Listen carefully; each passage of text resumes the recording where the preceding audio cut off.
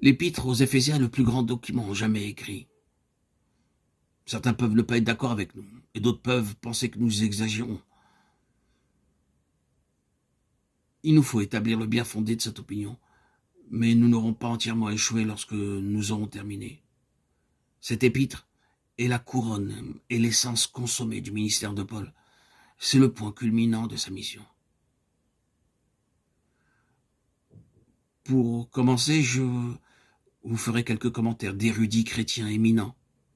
Pour l'un d'entre eux, c'est l'exposé complet, le plus vaste que le Nouveau Testament contient à propos de la signification de la religion chrétienne, fusionnant comme nulle part ailleurs ses aspects évangéliques, spirituels, moraux et universels.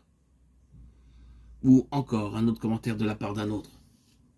La communication la plus sublime jamais faite aux hommes fut transmise à partir d'une prison romaine, par quelqu'un qui, selon sa propre estimation, était le moindre de tous les saints. Cette épître est l'une des plus nobles du Nouveau Testament, une épître divine, qui rayonne par la flamme de l'amour chrétien et la splendeur de la lumière sainte, et d'où coulent des fontaines d'eau vive. L'œuvre la plus céleste de quelqu'un dont l'imagination même est meublée de choses qui sont dans les cieux. Dans cette épître, qui est la composition de l'homme la plus divine, se trouve toute doctrine du christianisme. D'abord, ces doctrines particulières au christianisme. C'est clairement l'épître de l'ascension.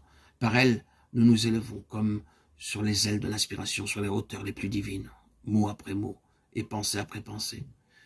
Ici, les lieux célestes. Là, toute bénédiction spirituelle, puis les richesses, puis la gloire, puis le mystère, puis la plénitude, puis la lumière, puis l'amour. Tout semble, pour ainsi dire, laisser derrière soi une traînée lumineuse dans ce ciel profond et rayonnant. C'est l'expression la plus avancée, la plus sublime, la plus profonde, la plus définitive de l'évangile de Paul. Hâtons-nous de dire que notre propre appréciation n'est pas le résultat de la lecture d'appréciation comme celle qui se trouve écrite dans tous les documents approuvant cette lettre, dans toutes ces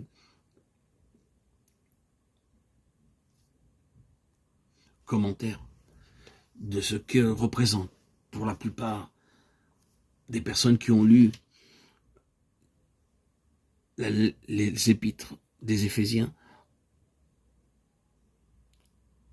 Ces dernières ont été découvertes beaucoup plus tard.